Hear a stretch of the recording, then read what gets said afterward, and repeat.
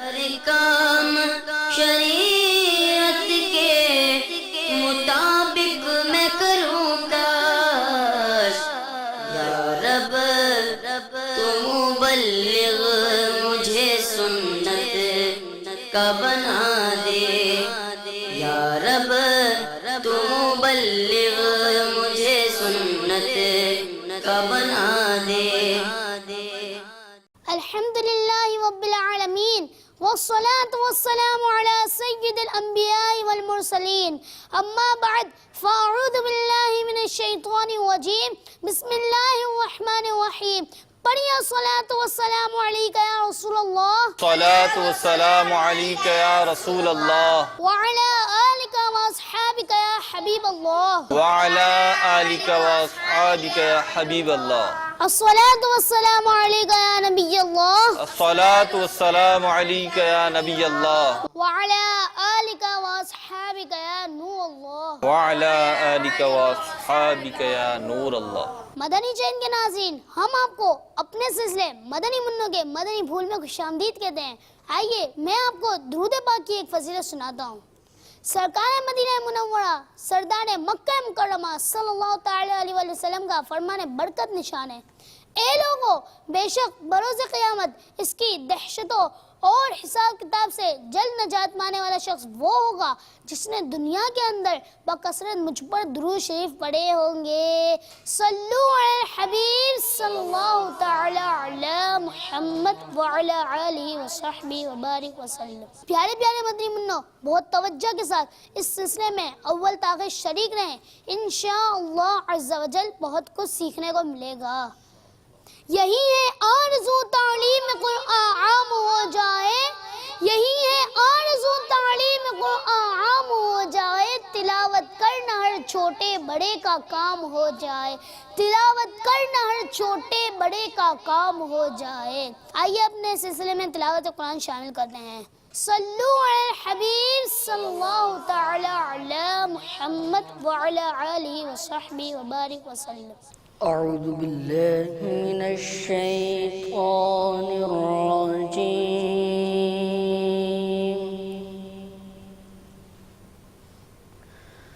بسم اللہ الرحمن الرحیم،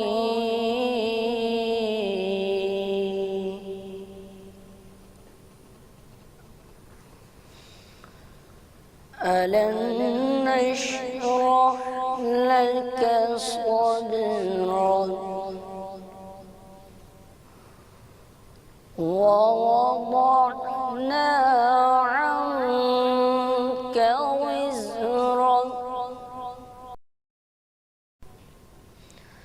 الَّذِي أَنقَضَ ظَهْرَكَ وَرَفَعْنَا لَكَ ذِكْرَكَ فَإِنَّ مَعَ الْعُسْرِ يُسْرًا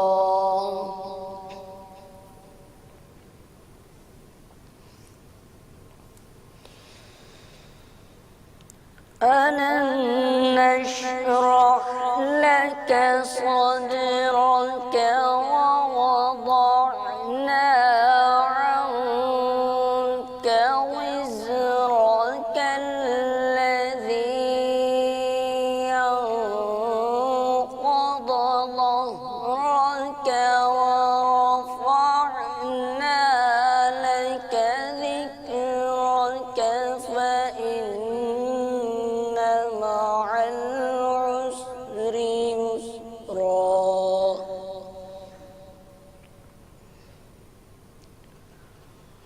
وَإِنَّ مَعَ الْعُسْرِ يُسْرًا إِنَّ مَعَ الْعُسْرِ يُسْرًا فَإِذَا فَرَغْتَ فَانصَبْ فانصب وإلى ربك فارغب صدق الله العظيم سبحان اللہ، ماشاء اللہ۔ نعت محبوب خدا سنتے سناتے جائیں گے، نعت محبوب خدا سنتے سناتے جائیں گے، یا رسول اللہ کا نعرہ لگاتے جائیں گے، نعرہ رسالت یا رسول اللہ صلی اللہ تعالی علیہ وسلم۔ آئیے اپنے سلسلے کو آگے بڑھاتے ہوئے کلام شامل کرتے ہیں۔ صلو علی الحبیب صلی اللہ تعالی علی محمد وعلی آلہ وصحبہ وبارک وسلم۔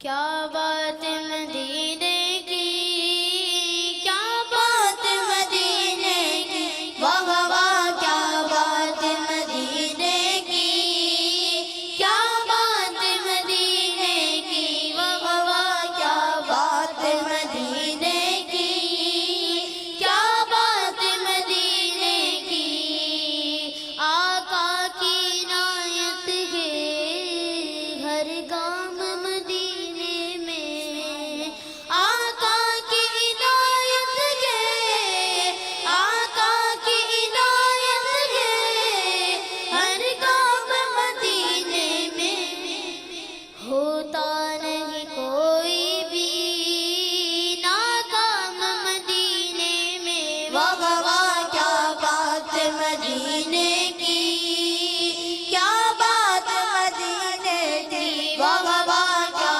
بات مدینے کی، کیا بات مدینے کی، اے حاجی رو رو کر کہہ دینا سلام ان سے، ایک حاجی رو رو کر، ایک حاجی رو رو کر کہہ دینا سلام ان سے، لے جاؤ غریبوں کا پیغام مدینے میں، واہ واہ کیا بات مدینے کی، کیا بات مدینے کی، واہ واہ کیا بات مدینے کی، کیا بات مدینے کی، آ جاؤ گناہ گاروں بے خوف چلے آؤ، آ جاؤ گناہ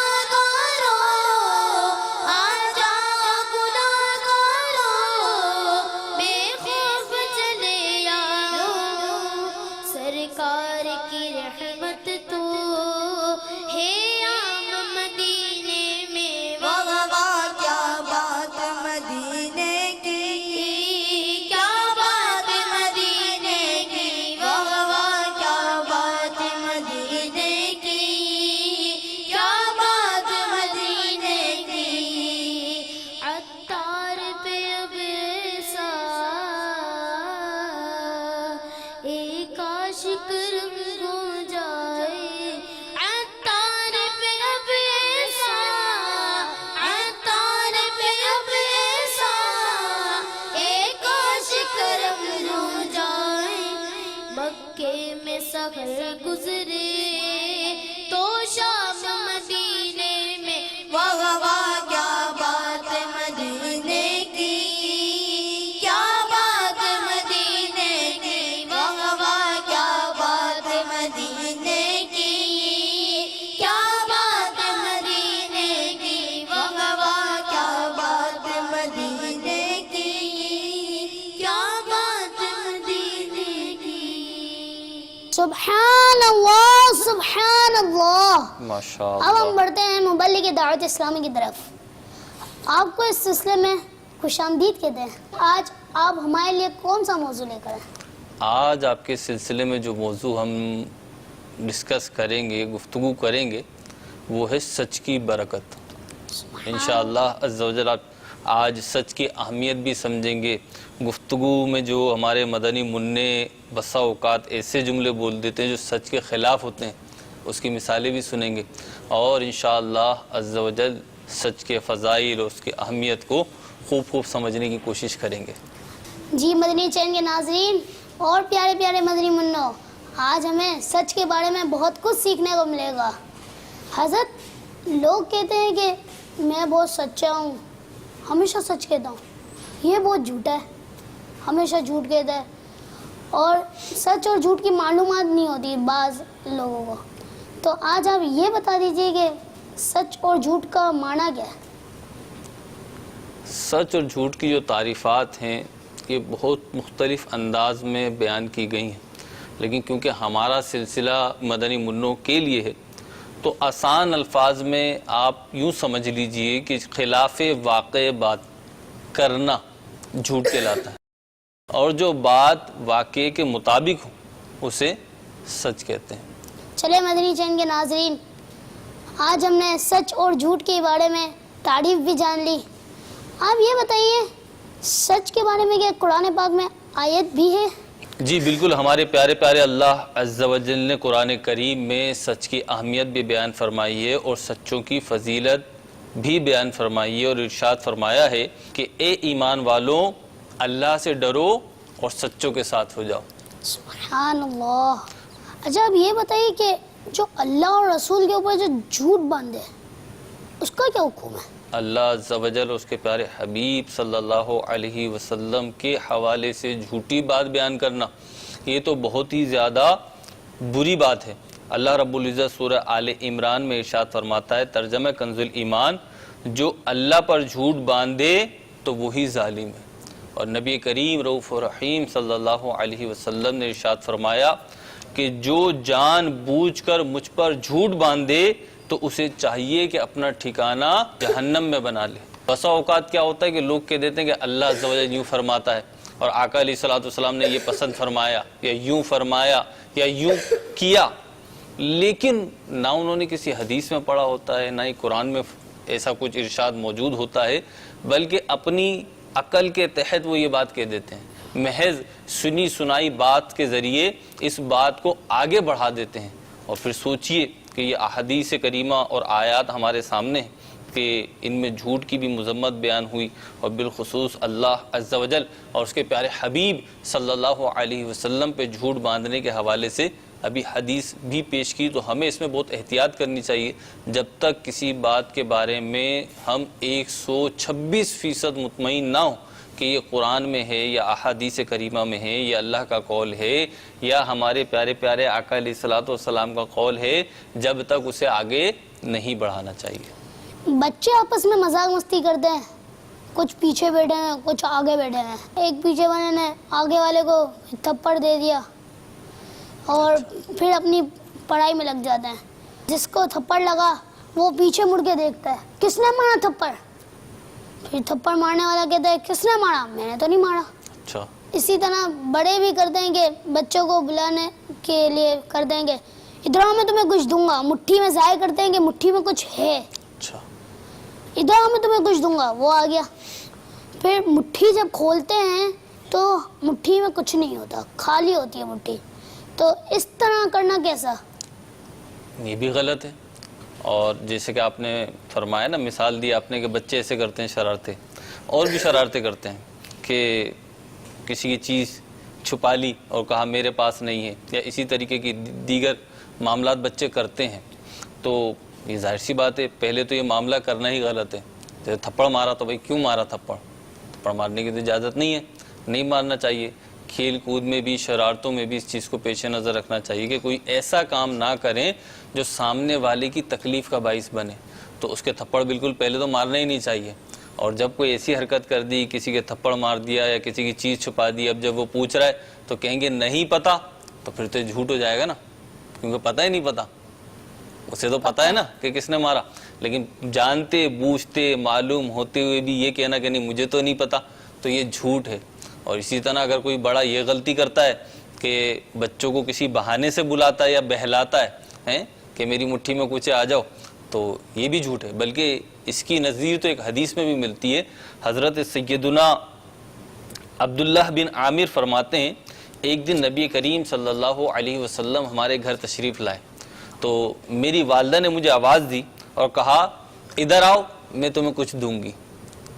تو نبی کریم صلی اللہ علیہ وسلم نے فرمایا تم اسے کیا دینے کا ارادہ رکھتی ہو؟ تو انہوں نے عرض کی کہ یا رسول اللہ صلی اللہ علیہ وسلم میں اسے کھجور دوں گی، میں اسے کھجور دوں گی۔ تو نبی کریم صلی اللہ علیہ وسلم نے ارشاد فرمایا اگر تم اسے کچھ نہ دیتی تو تمہارا ایک جھوٹ لکھ دیا جاتا۔ تو اس طریقے سے بڑے ہی نہیں بچے بھی کرتے ہیں بعض اوقات، اور اس طریقے سے جھوٹ بولنے سے جھوٹ بولنے والے کی بات کی اہمیت بھی ختم ہو جاتی ہے۔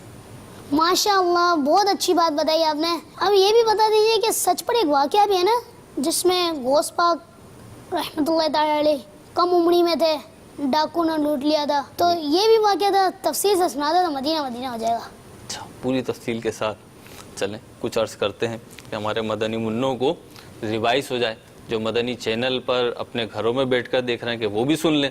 ہم تو غوث پاک کے چاہنے والے، ان کے ماننے والے، ان کے نام لیوائیں، تو ہمارے غوث پاک بچپن میں کیسے تھے، تو ہمیں ان کی نقل کرنی چاہیے پھر، ہے نا۔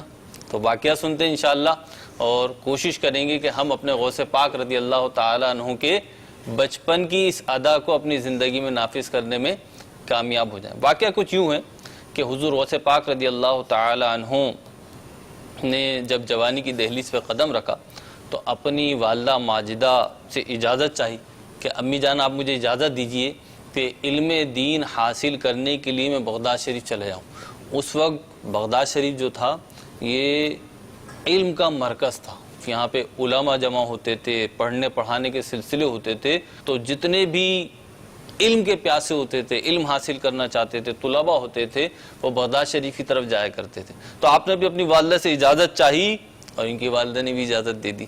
تو جب یہ جانے لگے تو ان کی والدہ نے، واسکٹ ہوتی ہے نا، ایک تو واسکٹ وہ ہوتی ہے جو ہم کپڑوں کے اوپر پہنتے ہیں، ایک اور واسکٹ بھی ہوتی ہے، وہ پہنی جاتی ہے کپڑوں کے اندر۔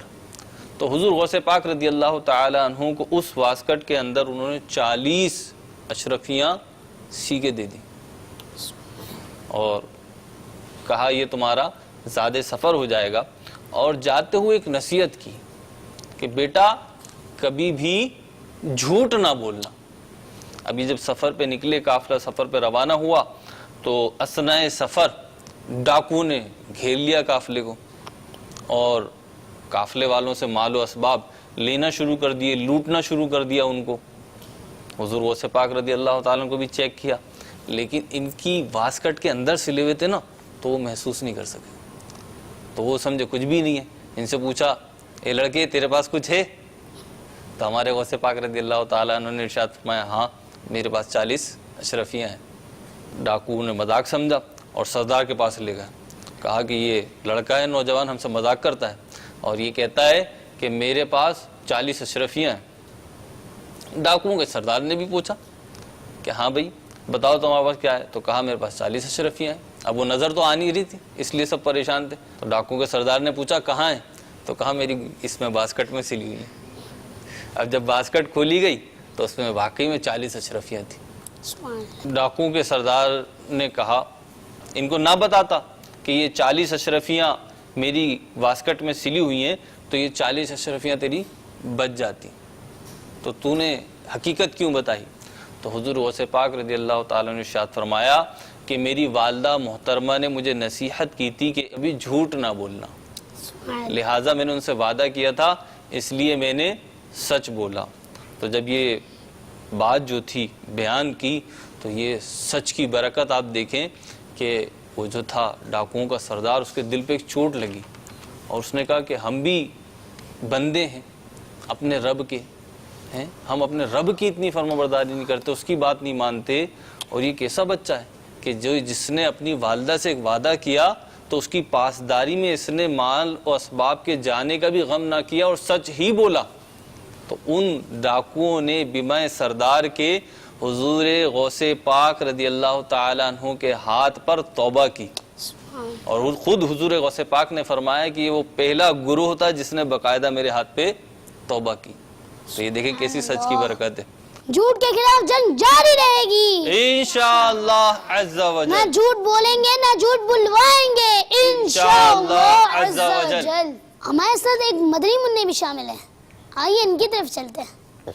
السلام علیکم ورحمۃ اللہ وبرکاتہ۔ وعلیکم السلام ورحمۃ اللہ وبرکاتہ۔ آپ کا نام؟ احتشام الطاری۔ آپ بھی آج ہمیں کچھ سنیں گے؟ सच की बरकत पर वाकया सुनाएंगे। तो फिर सुनाइए। हज्जाज बिन यूसुफ एक दिन कैदियों को कत्ल करवा रहा था। एक कैदी उठा और उठकर कहने लगा, ए अमीर, मेरा तुम पर एक हक है। हज्जाज ने पूछा, वो क्या? तो कहने लगा, एक दिन एक शख्स तुम्हें बुरा भला कह रहा था तो मैंने तुम्हारा बचाव किया था। हज्जाज बोला, इसका गवाह कौन? उस शख्स ने जोर से ऐलान किया, मैं अल्लाह ताला का वास्ता देकर कहता हूँ, इसने वो गुफ्तगू सुनी थी वो गवाही दे। उन कैदियों में से एक कैदी उठकर कहने लगा, हाँ, ये वाकया मेरे सामने पेश आया था। हज्जाज ने पहले वाले कैदी को आजाद कर दिया। गवाही देने वाले से पूछा, तुझे क्या रुकावट थी कि तूने उस कैदी की तरह मेरा दिफा यानी बचाव ना किया? उस कैदी ने सच्चाई से काम लेते हुए कहा, रुकावट ये थी कि मेरे दिल में तुम्हारे लिए पुरानी दुश्मनी थी। हज्जाज ने कहा, इसने बड़ी हिम्मत के साथ सच बोला है, इसे भी आजाद कर दो। पता चला कि सच बोलने वाला हमेशा कामयाब होता है, क्योंकि सच को आश नहीं, यानी सच बोलने वाले को कोई खतरा नहीं। लगाओ झूठ के खिलाफ नारा, झूठ के खिलाफ ऐलान जंग है। ना झूठ बोलेंगे ना बुलवाएंगे इंशाअल्लाह। सल्लू अलल हबीब सल्लल्लाहु अलैहि मुहम्मद। माशाअल्लाह, सुभान अल्लाह, बहुत प्यारा बयान करा आपने। अब ये बताइए कि आपके दांत कहाँ हैं? अच्छा मदनी मुन्नो, इसमें भी क्या करते हैं, जब दांत टूट जाते हैं ना, तो एक तो ये टूटते हैं, दूध के दांत कहलाते हैं। दांत टूटते हैं, फिर पक्के दांत निकल आते हैं मजबूत वाले, वो मुश्किल से टूटते हैं फिर। लेकिन ये दांत टूटते कैसे हैं? एक इसकी बहुत बड़ी वजह जो होती है ना दांत टूटने की, कीड़ा लगने की, दर्द होने की, वो क्या होती है? तो मीठी मीठी टॉफ़ियाँ खाते हैं ना, चॉकलेट्स खाते हैं और सॉफ्ट ड्रिंक्स पीते हैं, इस तरह की जो चीज़ें होती हैं, इनका कसरत से इस्तेमाल जो होता है, बसा औकात दांतों में कीड़े लगा देता है, दांतों को नुकसान पहुंचाता है और इनको कमज़ोर कर देता है, फिर दांत टूट जाते हैं। लेकिन दूध के दांत टूटने के बाद तो आ जाते हैं, लेकिन फिर जब पक्के वाले दांत आ जाते हैं ना, वो भी इन चीज़ों से ख़राब हो जाते हैं और फिर वो टूट जाते हैं तो वो नहीं निकलते। अच्छा, दांत जब टूटते हैं तो बसा औकात लोग पूछते हैं, भाई दांत कहाँ गए? क्या बोलते हैं? चूहा ले गया या चुड़िया ले गई। तो ये बोलना कैसा है? झूठ है। ये भी झूठ है, ऐसा नहीं बोलना चाहिए। ये भी छेड़छाड़ में और बच्चों को मुस्कुराने के लिए, हंसाने के लिए या बात को बनाने के लिए इस तरीके से बोल देते हैं कि चिड़िया दांत ले गई या चूहा दांत ले गया, इसी तरीके के दीगर मौके पे बोल देते हैं। जी, दांत कहाँ गए? चूहा खा गया। हाँ। रात को चूहा आता है तुम्हारे घर पे? हाँ, तो ये रात को चूहा खा गया। अब ये जो है ना कि चूहा खा गया सवाल है, तो अब इसका जवाब जो है ना, सवाल ऐसा है कि इसके सवाल का जो जवाब आएगा तो कभी अंदेशा है कि वो झूठ पर मबनी हो। हाँ भाई चूहा ले गया, तो ये क्या है? ये झूठ हो जाएगा। तो हमें ऐसे मौक़ों पर भी झूठ से बचना है इंशाअल्लाह अज़्ज़ा वजल। बड़ों को क्या, बच्चों को क्या, किसी को भी ऐसे सवालात नहीं करने चाहिए कि जिनसे झूठ का दरवाज़ा खुले। तो इंशाअल्लाह ऐसे सवालात से भी हम बचेंगे इंशाअल्लाह अज़्ज़ा वजल। आप बहुत अच्छा हमें बता रहे हैं। यही बता दीजिए कि बच्चे उमूमन कहाँ पर झूठ ज़्यादा बोलते हैं? देखें, जैसे छुट्टी लेनी होती है, कभी मदरसे की, स्कूल की, ट्यूशन की छुट्टी लेनी है या छुट्टी कर ली है, तो ऐसे मौक़े पे झूठे बहाने बनाए जाते हैं कि मेरे तो पेट में तकलीफ़ हो रही है, हैं? अब पेट में तकलीफ़ नहीं हो रही होती, लेकिन छुट्टी कर ली या करनी है तो ये बच्चे बहाना बना देते हैं। इसी तरीके से बसा औकात कह देते हैं कि मेरे दर्द हो रहा है, इसी तरीके से बसा औकात कह देते हैं कि मेरे सर में दर्द हो रहा है, पैर में दर्द हो रहा है।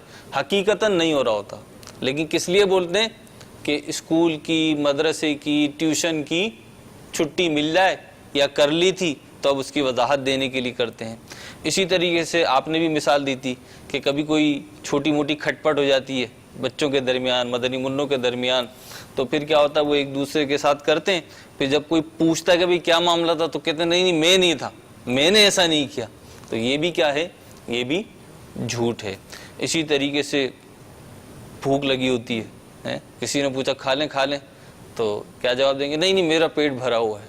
हालांकि पेट भरा हुआ नहीं होता, भूख लग रही होती है, دل کی چاہت ہوتی ہے لیکن مروت میں کہہ دیتے ہیں میرا پیٹ بھرا ہوا ہے. تو ایسے نہیں کہنا چاہیے بلکہ اس موقع پہ کہنا چاہیے بارک اللہ آپ کھائیے, اللہ تعالیٰ برکت دے, آپ کھائیے. اسی طریقے سے سبق یاد نہیں کیا ہوتا تو سبق یاد نہیں کیا تو اب جھوٹے بہانے بناتے ہیں. لائٹ چلی گئی تھی, شادی تھی, یہ تھا وہ تھا, جو کہ حقیقتاً نہیں تھا. تو ایسے موقع پہ بھی جھوٹے بہانے نہیں بنانے چاہیے. اولاً تو سبق یاد کرنا چاہیے, پڑھائی میں دل لگانا چاہیے, لیکن اگر کسی بھی وجہ سے سبق یاد نہیں کر سکے تو سچ سچ اپنی صحیح وجہ بتا دینی چاہیے. اسی طریقے سے کھیل رہے ہوتے ہیں اور پھر جب والدین میں سے کوئی پوچھتا بھائی کہاں تھے اتنی دیر سے, تو کہتے میں یہی تو تھا, میں یہی تو تھا. حالانکہ یہاں نہیں تھے, 4 گلی پیچھے تھے, وہ گراؤنڈ میں پہنچے ہوئے تھے, لیکن والدین سے کیا کہہ رہے ہیں میں یہی تو تھا. تو یہ بھی درست نہیں ہے, غلط بات ہے, ایسا نہیں کرنا چاہیے. جی مدنی چینل کے ناظرین, آج ہمیں مبلغ دعوت اسلامی کی بدولت بہت کچھ سیکھنے کو ملا. میں بھی نیت کرتا ہوں, آپ بھی نیت کریں, انشاءاللہ عز و جل ان باتوں پر خود بھی عمل کریں گے اور دوسروں تک بھی پہنچائیں گے انشاءاللہ عز و جل. آئیے اب اپنا عزم کا اظہار کرتے ہیں. جھوٹ کے خلاف جنگ جاری رہے گی, نہ جھوٹ بولیں گے نہ جھوٹ بلوائیں گے انشاءاللہ عز و جل. محبتوں کے چور چغل خور قفل مدینہ لگا رہے گا انشاءاللہ عز و جل. حیا سے نظری جھکی رہے گی انشاءاللہ عز و جل. صلو علی الحبیب صلی اللہ تعالی علی محمد. ہر کام شریعت کے مطابق میں کروں کاش یا رب تو مبلغ مجھے سنت کا بنا دے, یا رب تو مبلغ مجھے سنت کا بنا دے.